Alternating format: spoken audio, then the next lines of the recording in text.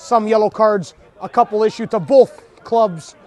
But other than that, a back and forth championship final so far, as we are just 1 minute into this second half of this championship final.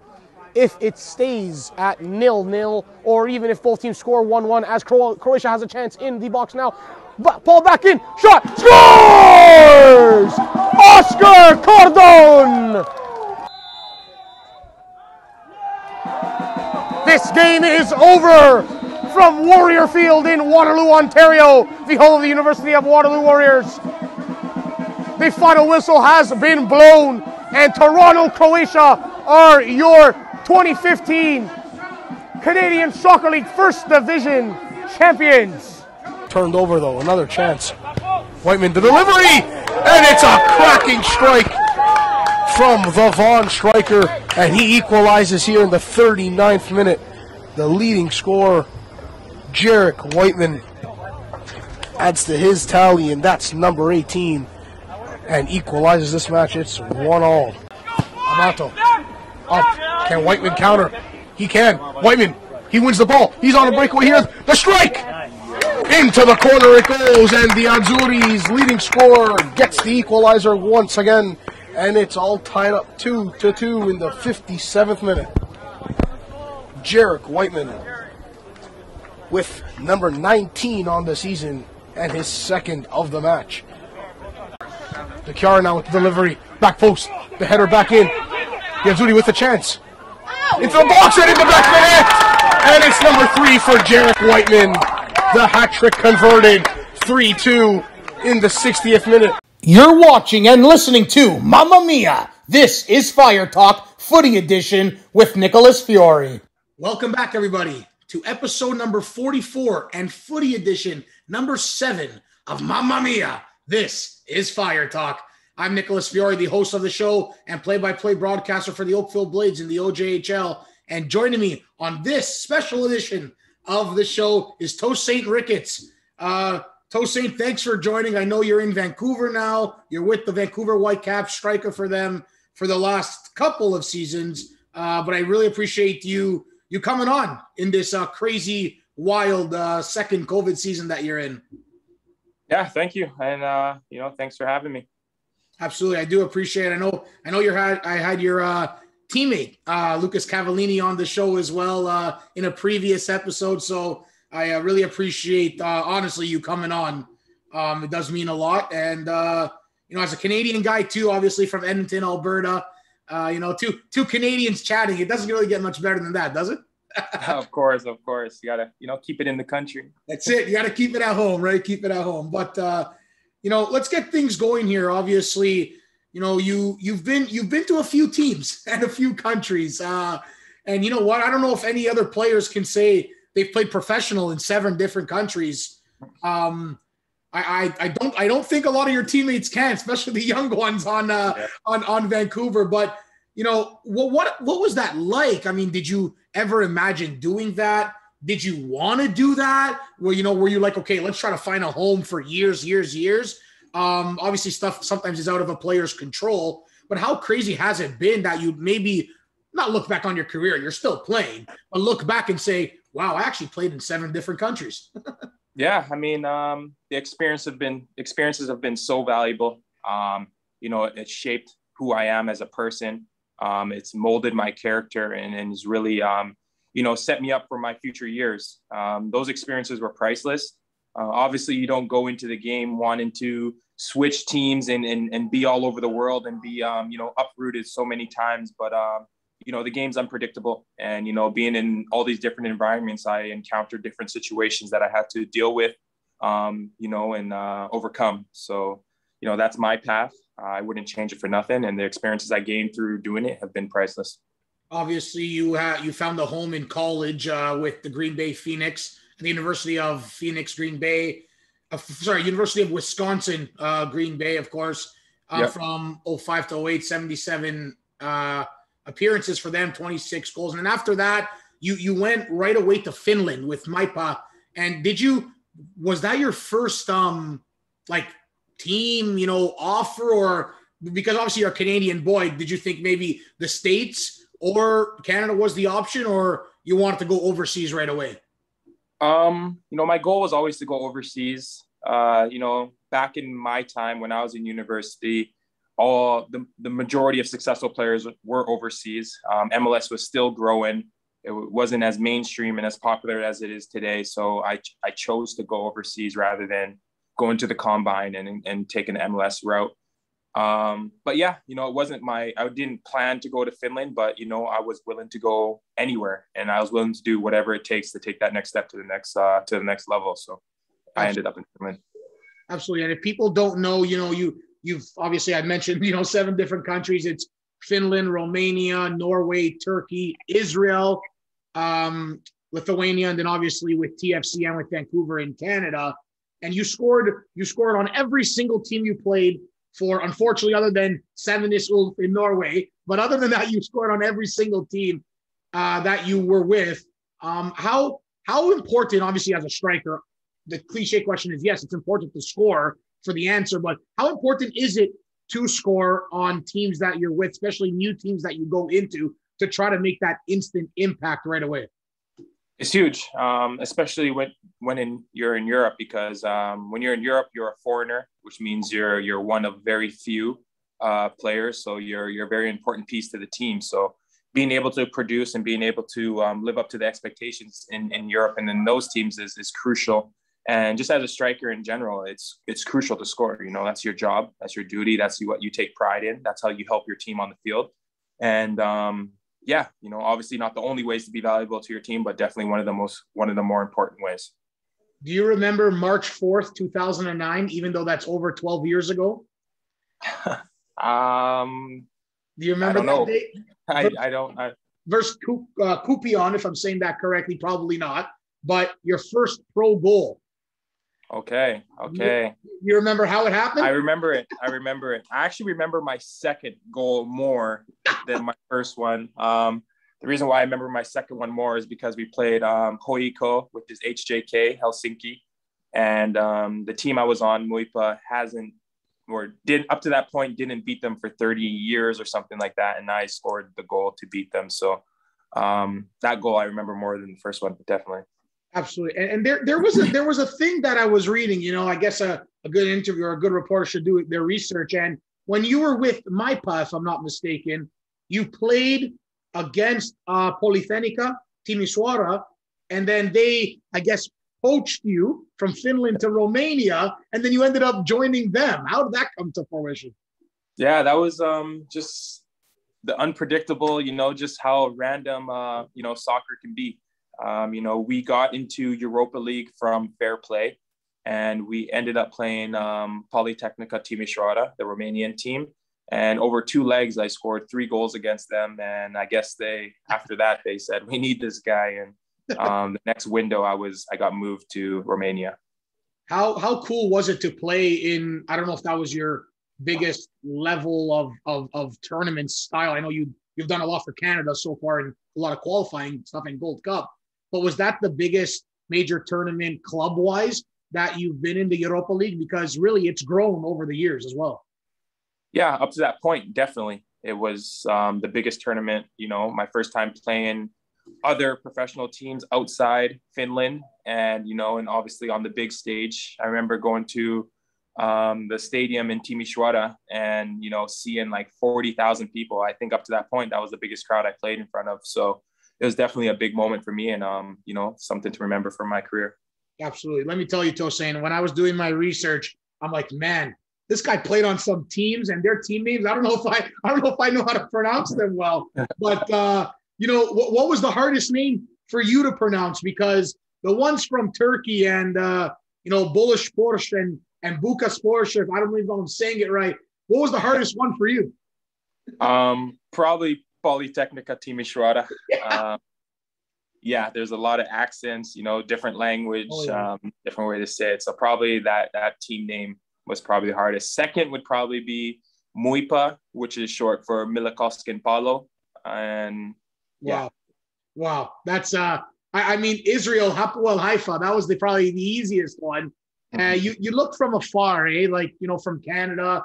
I just said I feel like I really am Canadian there, but from our perspective, really, Toronto, for me, Edmonton for you. But and you see places, you're like, wow, like there's that much footy, there's that much football in Israel, for example. Yeah. Was there any, I'm not going to say nerves, because obviously from what we see in the media, maybe it's not the greatest place to live for, say. But when you go there and you experience it and the football culture, does it really change your mind? Oh, of course. Leading up to going to play in Hapoel Haifa or playing in Israel, I was watching CNN at the time, and periodically there's a little bit of uproar, a little bit of tension between the two different groups there in Israel. And at that point, it was at high tension. So I was watching CNN and then calling my friend who lived there and be like, is everything okay? Am I safe? Is it still okay to come? But once I arrived there, I seen, obviously what is portrayed on television is not always the reality. And, I fell in love with the country right away, beautiful country, beaches, good weather, the love for football, great stadiums, great crowds. So I really enjoyed my time there in Israel. Absolutely. I was going to say, maybe watching CNN could have been the worst thing you could have done going into a place like Israel, right? Yeah, that didn't really prepare me properly. No, absolutely. Listen, the most games you've ever played, if I'm not mistaken, with a certain club team has been with Toronto FC. 51 apps over, I think, 3 seasons, if I'm not mistaken, from 16 to 18. So two campaigns, 13 goals, obviously losing the 2016 MLS Cup in PKs and then winning the 2017 MLS Cup with, beautiful goals, started off from Josie Altidore, and you've had your impact in the conference finals against Montreal and a few previous ones. I was at all the playoff games. It was absolutely mental. You guys put on a heck of a show for the country, for the city, really. Did TFC, at that time, or even now, if it's safe to say, even though you are very comfortable with Vancouver, has TFC most felt like home to you? Not because back in Canada, but because you played so many games, you won a championship with that team, rather than the previous clubs or even the clubs after TFC? Yeah, I feel like that's safe to say. Up to that point, I was bouncing around a lot, running into a lot of, unfortunate situations, with clubs not paying and this and that, and, having to leave, for whatever reasons. So up to that point, I never really had that stability. So to come to Toronto, being back in Canada, back with my family, back with my father who lived there, who passed away recently, it was like a sense of coming home, and the success we had there was excellent. I really enjoyed my time there, on and off the field, and obviously to cap it off with the 2017 MLS Cup, it's definitely a special place for me forever. Yeah, championship runs in itself are unique and are special, no matter, club, in the leagues, in cup games, in tournaments with international teams. I know a little bit, with my semi-pro hockey team with the Oakville Blade. We went to actually Brooks, Alberta. We went to for our national tournament for hockey, and we won 2 championships along the way. But for you in a professional environment, winning with TFC with such a good, strong group, obviously, Sebastian Jovinko was there and Greg Vanny did so amazing. And all of you guys, it almost felt like it was more of a family that came together and brought a championship to a city that was craving one since the inaugural game in 2007. Did it feel like that? Yeah, definitely. And you could tell just from the supporters and just from what it meant to the city. From my time there, the support was fantastic. The supporters, no matter if we're doing well, doing bad, the supporters always supported us. And, just how the city welcomed me personally and welcomed our team in the championship. It was definitely a special moment. One that I get kind of goosebumps when I think about. Hey, I have the scarf right here, buddy. I have the scarf, MLS Cup champs, right? I got a whole TFC section, so in the basement here. So it was something special, right? And obviously you're with Vancouver now, but you always remember, the good times and what you brought to a certain city. Listen, the term super sub gets used, I think, a little bit too much this day and age. And And I always heard when you're with TFC, super sub, Tosaint Ricketts, game on, score, and hey, that is brilliant. It's amazing. But as you know, you kind of hear that, even though you're supposed to block out as much as you can from the social media and the reporters and all that stuff, you know, you always want to start. You're, soccer players, football players, they want to start. But did you not mind with TFC, I guess specifically, being, I guess, that sort of say super sub, came on, did your job, grinded it out, scored a goal, and helped the team eventually win the game? Yeah, I mean, there's some moments for glory there, coming on late, down a goal, tied. I just took it as a way to show my value. We had a very strong team, competing with the likes of, is that loud? No, we're good. Competing with the likes of like Josie Altidore and Sebastian Javinko. I was just happy to get time anywhere I could. And being a very team first type of guy, I just, put my ego aside and just did what I can to help the team. And, in the end, it proved to be valuable. That's why, I mean, as much as you can say with this next upcoming question, but that's why I was pretty stunned and shocked when, you weren't a part of the team the following season in 2019. As much as you can say, did just the stars didn't align correctly for you to continue your journey with TFC? Was it your personal thing? Okay, let's move on. Or if stuff did work, maybe you could have still been a Red. Yeah, it was kind of an interesting situation. 2018 was a tough year for me. I was battling some health issues. I was out for the whole start of the season. Yeah. And then just when I came back and started playing, just something was off, and I'm not sure why it didn't work. I'm not sure how hard I pushed it or how hard they pushed it, but it just didn't work in the end. And, I thought at that time I was going to maybe potentially move to Vancouver, closer to home, more opportunity to play, break the roster. But it's just football, sometimes it's just one missed conversation. Sometimes it's just a little bit of bad timing, but it was no bad blood on either side. It's not like they were trying to push me out or I was dying to leave or in any way. It just kind of happened. So, it's just how the game is. Yeah, right. It's the business side, I guess, of the sport, of the game, right? After TFC, though, you went to Lithuania and you went to Sūduva and played 15 games there in 2019 for 9 goals. And then you found your way back home, back closer. Did you want to stay in Canada after TFC, or what was the train of thought? Let's give it another go in Europe, or how did that come to arise for you? Yeah, I wanted to stay in Canada. I wanted to go to Vancouver at the time. It was an option, but I can't really remember why it never worked out at the time. But then I got the opportunity to go to Sūduva, who they're in Europa, and they had a chance at Champions League qualifications as well, Champions League qualifications, and then went to Europa. So for me, it was an opportunity just to, step out of my comfort zone again, see a different environment, and participate in that big tournament. Absolutely. And, you spoke about, sometimes, health issues, of course, but there's so many mental aspects in every sport, in any game. We see in the Olympics now for the States, Simone Biles, pulling out of the Olympics because of, mental health and just want to focus on herself and calm down. And she's been getting mixed reactions, but at the end of the day, really, who cares? It's what is best for that certain person. For yourself, you've dealt with a few injuries here and there. And obviously that can also take not a physical, but a mental toll as well. Is there, how hard or how much work mentally do you have to do to say, okay, I'm injured now, but I got to recover. Even if it's surgery, if it's not, I got to recover and get back because I love the game and I love football so much that I don't want to miss out. I want to continue to help the team that I'm with. Yeah, I mean, injuries are probably one of the toughest obstacles in sports, but it all comes down to mentality. You have to believe in yourself.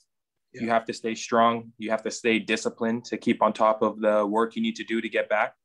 And you just have to keep going. Through my career and all these obstacles and all these different environments, I became very determined. There's not many things that could sway me off my path. There are not many things that could discourage me. And, that's just what you have to take when you get into injuries. You got to just be strong, stay mentally strong and just work. with Vancouver now, 28 apps, 3 goals. Obviously, you've had, if I'm not mistaken, a bit of an injury bug, with the team since joining, and I think only 4 games so far this season. How's your health now, and how's your mental state in order to let's get back in the game and let's contribute to this Vancouver team, especially when guys are away for the Gold Cup too? Yeah, very hungry. Obviously, I had a tough start to the year. Couple injuries, passing of my father, and then it's just got to stay mentally strong. These things happen. There's no predicting when they'll come or how they'll happen, but we have a good group here. We have the organization is very great with me. They support me on and off the field, and you just got to take that support and use it as motivation. And I'm motivated. I'm back playing now, and I'm not looking to step off the field now. Absolutely, and I doubt you will. You just got to keep that foot on the gas pedal, as they would say, right, Tosaint? Definitely. And obviously keeping the foot on the gas pedal obviously is not just representing, the team you're with, but as you can see behind me and what I'm wearing, the country, right?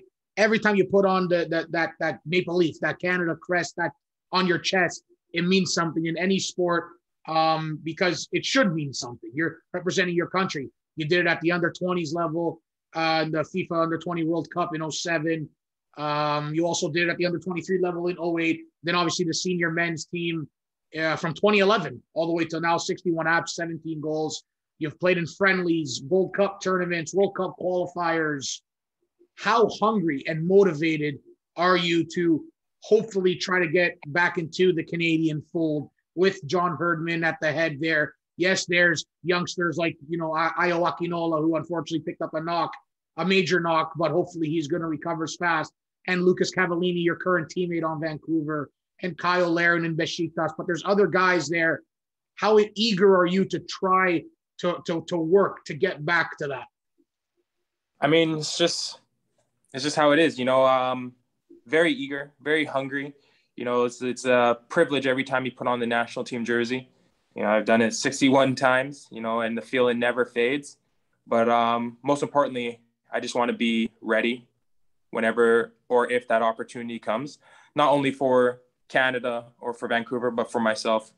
I just want to stay healthy, keep working hard, and, always be an option for them if need be. Absolutely. We want to see you back in a Canadian jersey. That's for sure. Hopefully in the near future. I mean, there's a lot of World Cup qualifiers coming up in the Hex. So hopefully, you get that playing time in with Vancouver, get the reps in and get back in there.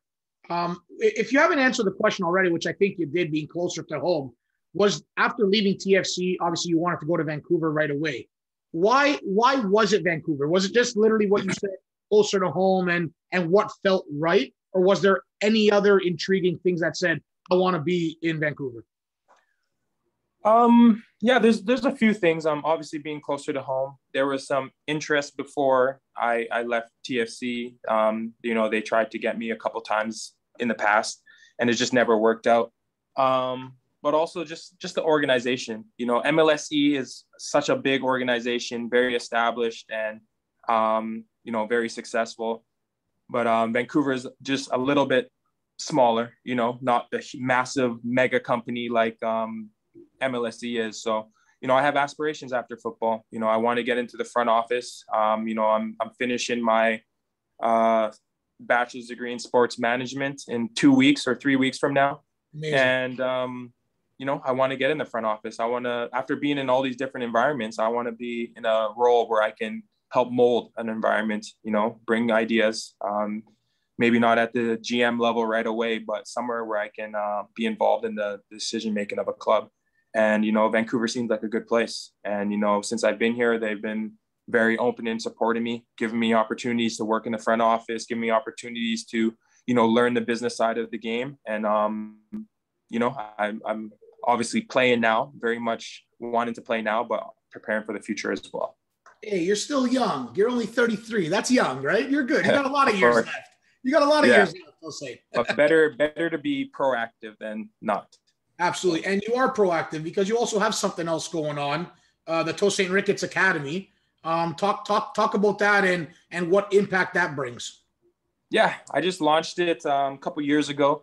Obviously not a full academy like your typical academy, but because I'm still playing, but something for the future, you know. Every time I'm back in Edmonton, I want to give back to my community, want to, you know, inspire the next generation, want to touch and, you know, talk and speak to the next generation and do what I can to inspire them. And what better way than through, you know, training and through an academy. So, you know, every time I'm back in Edmonton in the off season, I try to hold a camp or two for the kids. And that's what falls under Tosaint Ricketts Academy.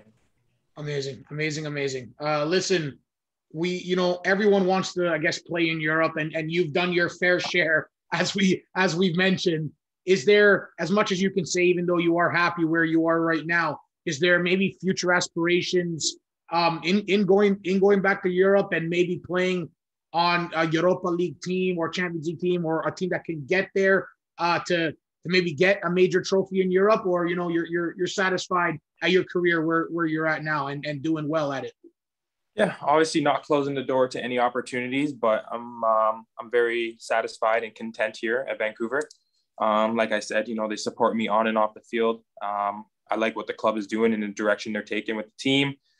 Coaches, staff, and players are great. And yeah, very much happy in my current situation. Absolutely. What's is there still a lot of major COVID protocols right now with the MLS, and how many times you got to get tested before a session or before a game, and traveling and all that stuff? Yeah, definitely still protocols, definitely still affected by this whole pandemic. Yeah, like you said, testing 2 days out of games, still had to wear masks in certain situations.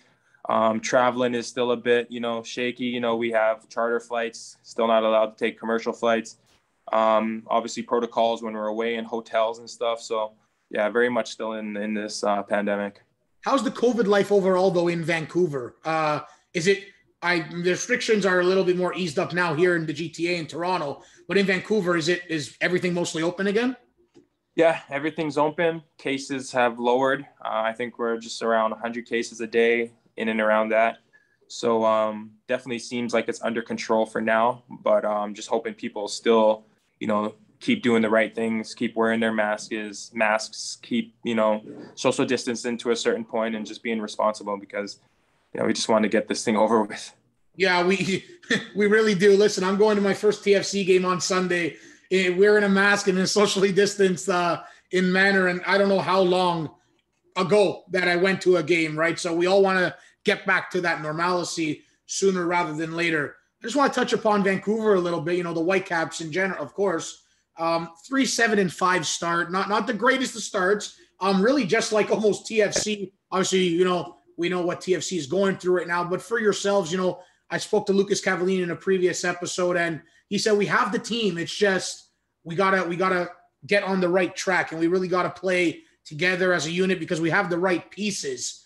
Is that similar, I guess, what you would follow Cava with? Or, you know, like, what has been the snag to the start of this season, and what can be fixed to really pump the 3 points game in and game out? Yeah, we people don't realize we have a very young squad. You know, yes. I think the game against LAFC, the average age was like 23 on the field. Yeah. So with the obstacles that we have, being outside of our markets, playing in RSL in a home environment with supporters from the other team, you know, yeah. It's not easy. It's not easy for young players. It's not easy for an organization that has to move to a different country. But as you've seen in our last 6 games, you know, we lost the one to RSL, not too good game, but in the rest we've showed well, you know, and we're always in it. There's been games we were down against Seattle, we came back. We were down against Dallas, came back. Those are big character things, you know, and those are good signs. And, you know, things are coming together. You know, we have maybe another player coming in soon, and the motivation of the group is great. We're very together, and you know, I think that things are turning around, and the whole mentality and the whole atmosphere here around the team is great. So I think we're trending in the right direction. Absolutely. And I'd love to see Vancouver and TFC just make these late pushes, make these late pushes for the playoff run, right? That'd be amazing. But if not, right, it's something to look forward to and build to the next season. Hopefully a non-COVID season and a more regular, normal season, of course, at that. Listen, Tosaint, this is going to air after the Canada versus Mexico semifinal Gold Cup game. But I think we both don't have a choice in picking Canada to win. Let's go. Well, the question is, what's the score? What's the score? And who's popping a goal in for Canada? Put you on the spot. I'm putting you on the spot. 2-1 Canada. Let's go. Tajon Buchanan. Let's go. Cutting inside. Let's curl go. At far post. Yes, sir. Junior Hoylett, second goal. You have to. Off a nice through ball from Estachio. I have to. Let's go. 2-1. 2-1. On to the finals. Done. 2-1. You heard it from Tosaint. Now, please. He's wrong. It's not my fault. He's the one who gave it. No. Listen, and you know what? The boys can do it. The narrative's going to be, well, the U.S. and the Mexicans, they didn't bring their full World Cup squad that they would. Mm. But, hey, our boys are shorthanded too, right? No Davies, no David, no Atiba, no Scott. Cava and Vitoria are suspended for this one. Kyle and Io are injured. Borjan's not there. So we are shorthanded too. But definitely, have you seen some sort of difference, Tosaint, some sort of spark from our boys, from the Canadians under John, Herdman, as I almost blunder the name, that there's something special from Canada. Never mind the 2026 where hopefully you automatically qualify. But this year and this team and this tournament to take that next step past Mexico as they pass Costa Rica. Yeah, definitely something special. You can see a confidence within the group. You can see a belief within the group. And, just the way they handled that last match against Costa Rica, it seemed like a team that knows their, leaps and bounds ahead, and they played like it. And to have such a convincing win over a team like Costa Rica is a sign of progress. And, like you said, missing a lot of players, not the strongest squad/roster we can put out there, but still performing at a high level. And I think that's a lot of credit to John Herdman, a lot of credit to the group in playing time, making big impacts in their environments and in their markets and doing special things, So it's a group that is confident. It's a group that is, I hope will make it to the finals and can take this home, but definitely can see a change within the group and a positive change. All we can say, I know from being Italian, Forza Canada, Vamos Canada, as much as we can get it going, right? Pump these boys up, 10 p.m. kickoff. I know we'll both be watching and cheering on our boys. Listen, Tosaint, a lot of guys in your shoes, in your professional environment. Don't give myself, who went to school for it, I wanted to be a professional broadcaster one day and at the semi-pro level and just trying to plug away with my own stuff. And obviously with the hockey team I'm with, and I've done League One, Ontario play-by-play for soccer, and I'm well-versed, played rep soccer for my whole life. But I do appreciate you coming on and taking the time and messaging and really trying to get something going, because a lot of people have, I'm allowed to say it, a lot of people got egos, right? In the world and environment that you're in. But a guy like yourself and me watching you for years, hopping on, I really do appreciate it more than you know. And thanks for coming on my podcast and my show. It really does mean a lot. No, thanks for having me. Sorry it didn't happen earlier.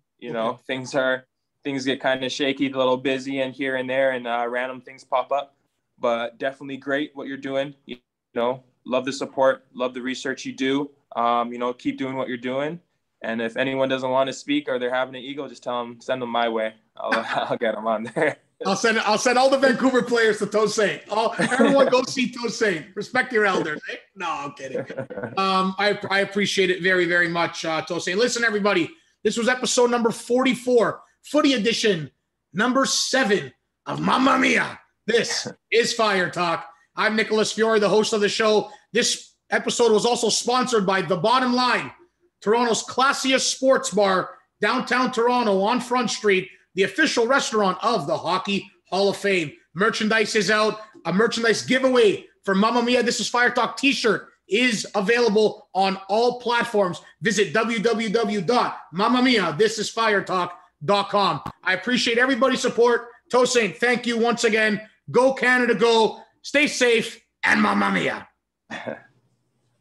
Lopez turns it over, and now Cavallini with it. Cavallini finds Baker. Albanese comes out. Baker gets to it first, around the keeper, and in the back of the net. Blows the whistle, the captain, Dylan Carrero, for Woodbridge. The penalty kick. Steps up and takes it neatly so with a great, brilliant penalty kick strike into the corner. The ref blows the whistle. Whiteman steps forward, looking, and right down the middle with the strike there and the penalty kick in the 19th minute.